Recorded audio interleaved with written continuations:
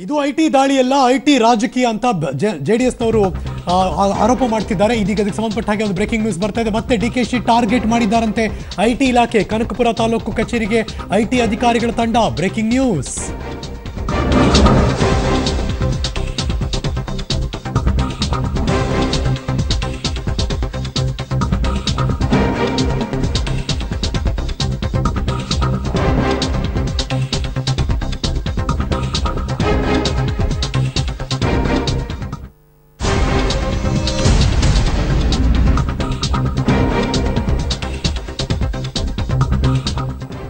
I think ಮತ್ತೆ ನಿಮಗೆ ನೆನಪಾಗ್ತಿರ್ಬೋದು, D K Shivakumar ಅಂದ ತಕ್ಷಣ ಗುಜರಾತಿನ ಚುನಾವಣಾ ಸಂದರ್ಭದಲ್ಲಿ ಏನೇನೆಲ್ಲ ಬೆಳವಣಿಗೆ ಆಯಿತು ಅಂದರೆ, ಅಫ್ಕೋರ್ಸ್ ಅದನ್ನ ಪಕ್ಕಕ್ಕಿಟ್ಟರೆ ಈಗ ನೀವು ನೋಡ್ತಿರೋದು ಕನಕಪುರ ತಾಲೂಕು ಕಚೇರಿಗೆ ಇದೀಗ ಐಟಿ ಅಧಿಕಾರಿಗಳು ಭೇಟಿ ಕೊಟ್ಟಿದ್ದಾರೆ ಅನ್ನೋ ಮಾಹಿತಿ ಬರ್ತಾ ಇದೆ. ಹಾಗಾದರೆ ಯಾಕಲ್ಲಿ ಹೋಗಿದ್ದಾರೆ, ಏನು ಬೆಳವಣಿಗೆ ಆಗ್ತಾ ಇದೆ, ಇದ್ರ ಬಗ್ಗೆ ಮತ್ತಷ್ಟು ಮಾಹಿತಿ ಸಿಗಬೇಕು. ಮತ್ತೆ ಡಿ ಕೆ ಶಿವಕುಮಾರ್ ಅವರು ಟಾರ್ಗೆಟ್ ಆದ್ರ ಐಟಿ ಅಧಿಕಾರಿಗಳಿಗೆ. ಇದೀಗ ಬರ್ತಾ ಇದೆ ಬ್ರೇಕಿಂಗ್ ನ್ಯೂಸ್. ಮತ್ತಷ್ಟು ಮಾಹಿತಿ ನನ್ನ ಸಹೋದ್ಯೋಗಿ ಪೊಲಿಟಿಕಲ್ ಬ್ಯೂರೋ ಇಂದ ಸೀನಿಯರ್ ಸ್ಪೆಷಲ್ ಕರೆಸ್ಪಾಂಡೆಂಟ್ ಬದ್ರುದ್ದೀನ್ ದೂರವಾಣಿ ಸಂಪರ್ಕದಲ್ಲಿ. Good morning Badruddin. Good morning Harish. D K Shivakumar IT raid ಅಂದ ತಕ್ಷಣ ಗುಜರಾತ್ ಎಲೆಕ್ಷನ್ ಕಣ್ಮುಂದೆ ಬಂದ್ಬಿಡುತ್ತೆ. ಬಟ್ ಈಗ ತಾಲೂಕು ಕಚೇರಿಗೆ ಹೋಗಿರೋದಕ್ಕೂ ಡಿ ಕೆ ಶಿವಕುಮಾರ್ ಅವ್ರಿಗೂ ಆ ಭಾಗದ ಐಟಿ ರೇಡ್ಗೂ ಏನ್ ಸಂಬಂಧ, ಏನ್ ನಡೀತಾ ಇದೆ? ಹರೀಶ್, ಏನು ಇವತ್ತು ರಾಜ್ಯಾದ್ಯಂತ ಹಲವು ಕಡೆ ಜೆಡಿಎಸ್ ಮತ್ತು ಪಿಡಬ್ಲ್ಯೂ ಅಧಿಕಾರಿಗಳನ್ನೇ ಕೇಂದ್ರವಾಗಿ ಇಟ್ಕೊಂಡು ಏನ್ ಐಟಿ ದಾಳಿ ನಡೀತಾ ಇದೆ. ಈ ನಡುವೆ ಹಳೆ ಇದನ್ನ ಅವರು ಬಿಡ್ಲಿಲ್ಲ. ಡಿ ಕೆ ಶಿವಕುಮಾರ್ ಅವರನ್ನು ಕೂಡ ಟಾರ್ಗೆಟ್ ಮುಂದುವರೆದಂತೆ ಕಾಣ್ತಾ ಇದೆ. ಏನು 2017 ಆಗಸ್ಟ್ ಅಲ್ಲಿ ನಡೆದಂತ ದಾಳಿ, ಆ ದಾಳಿಯಲ್ಲಿ ತಂದಿರುವಂತ ವಶಪಡಿಸಿಕೊಂಡಿರುವಂತ ದಾಖಲೆಗಳು D K Shivakumar, D K Suresh ಮತ್ತು ಅವರ ತಾಯಿ ಗೌರಮ್ಮ ಅವರಿಗೆ ಸಂಬಂಧಿಸಿದ ರೆವಿನ್ಯೂ ದಾಖಲೆಗಳನ್ನ ಪರಿಶೀಲನೆ ಮಾಡ್ಲಿಕ್ಕಾಗಿ ತಹಸೀಲ್ದಾರ್ ತಾಲೂಕು ಕಚೇರಿಗೆ ಇವತ್ತು ಭೇಟಿ ಕೊಟ್ಟಿರುವಂತದ್ದು.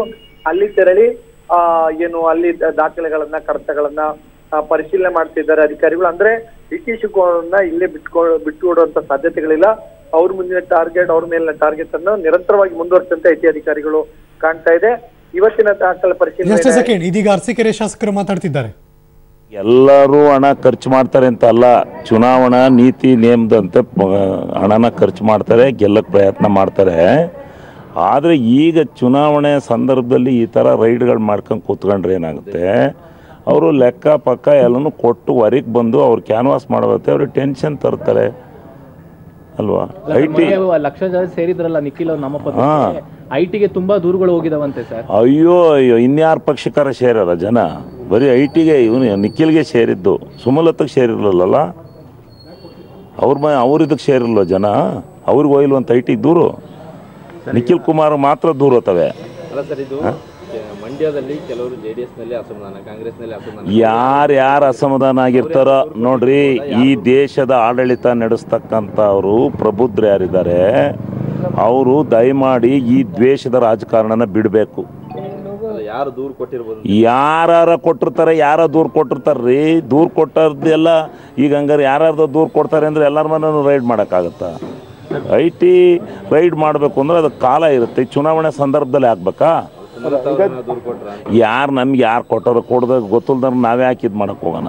ಯಾರೋ ಕೊಟ್ಟಿರ್ತಾರೆ, ಇಲ್ಲ ಅವರೇ ಮಾಡಿಸ್ತಾವ್ರೋ, ಯಾರು ಮಾಡಿಸ್ತಾವ್ರೋ, ಯಾರ ಕೈಲಿದೀಗ ದೇಶದ ಆಡಳಿತ ಇನ್ನೂ?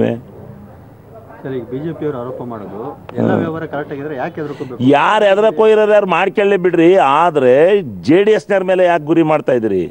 ನೀವೆಲ್ಲ ಪಕ್ಷದವ್ರ ಮೇಲೂ ಏನು ಎಲ್ಲರೂ ಇನ್ಯಾರು ಎಲ್ಲ ಹೇಳ್ಬೇಕಾಗತ್ತೆ. ಆಮೇಲೆ ನೀವು ಅದನ್ನೇ ಹಾಕ್ಕೊಂಡು ಹೊಡಿತಕ್ಕೆ ಹೋಗತ್ತೀರಿ ಬೆಳಗ್ಗೆಲ್ಲ ಸಾಯಂಕಾಲ ತಕ್ಕ. ಯಾವ್ದಾರ ಒಂದು ವರ್ಡು ಅವತ್ತು ನಾನಲ್ಲಿ ನಮ್ಮ ಸಭೆಯಲ್ಲಿ ನಮ್ಮ ಕಾರ್ಯಕರ್ತರಿಗೆ ನಾನು ಹೇಳಿದ್ದು, ನೋಡಪ್ಪ, ಈ ಮೋದಿ ಇಷ್ಟೆಲ್ಲ ನಮಗೆ ಆಶ್ವಾಸನೆ ಕೊಟ್ಟರು, ಇಷ್ಟೆಲ್ಲ ನಮಗೆ 10 ಲಕ್ಷ ದುಡ್ಡು ತಂದು ಹಾಕ್ತೀನಿ ಅಂದರು, 2 ಕೋಟಿ ವರ್ಷಕ್ಕೆ ಉದ್ಯೋಗ ಸೃಷ್ಟಿ ಮಾಡ್ತೀನಿ ಅಂದರು, ಏನೆಲ್ಲ ಇಡೀವರೆಗೂ ರೈತರಿಗೆ 50 ರೂಪಾಯಿ ಕೊಟ್ಟಿಲ್ಲ, ರೈತರ ಪರ ಚಿಂತನೆ ಮಾಡಲಿಲ್ಲ. ಆದರೂ ಕೆಲವರು ಕೆಲವು ಇವರು ಬಂದು ಮೋದಿ ಅಂತ ನಮ್ಮ ಸಭೆಗಳಲ್ಲೆಲ್ಲ ಡಿಸ್ಟರ್ಬೆನ್ಸ್ ಮಾಡ್ತಾರೆ. ಅಂಥವ್ರನ್ನ ನೀವು ನೋಡ್ಕೋಬೇಕಾಗತ್ತೆ ಅಂತೇಳಿ ನಾನು ಹೇಳಿದೆ. ಅದಕ್ಕೆ ನೋಡಿದ್ರಿ, ಮೋದಿಗೆ ಹೊಡಿತೀನಿ ಅಂದರು ದಾವಿಡಿಗೆ, ಆಮೇಲೆ ಅದೇ ಇದಕ್ಕೆ ಹೊಡಿತೀನಿ ಅಂದರು ಅಂತ. ನಾವು ನಮ್ಮ ಕಾರ್ಯಕರ್ತರಿಗೆ ನಮ್ಮ ಸಭೆಯಲ್ಲಿ ಎಚ್ಚರಿಕೆ ಕೊಟ್ಟೆ ನಾನು. ಅವ್ರು ಬಂದು ಡಿಸ್ಟರ್ಬೆನ್ಸ್ ಮಾಡ್ತಾ ಇರ್ತಾರೆ, ನೀವು ಕೆರಳಬೇಡಿ ಅಂತ ಹೇಳಿದೆ ನಾನು. ಸ್ವಲ್ಪ ಹುಷಾರ ನೋಡ್ಕೊಳ್ಳಿ ಅಂತ. ಹಂಗೆ 100ಕ್ಕೆ 100 ರಾಜಕೀಯ ಪ್ರೇರಿತ. ಇದರಿಂದ ಈ ದ್ವೇಷದ ರಾಜಕಾರಣ ಮಾಡಿ ಯಾರೂ ಉದ್ಧಾರ ಆಗಿಲ್ಲ.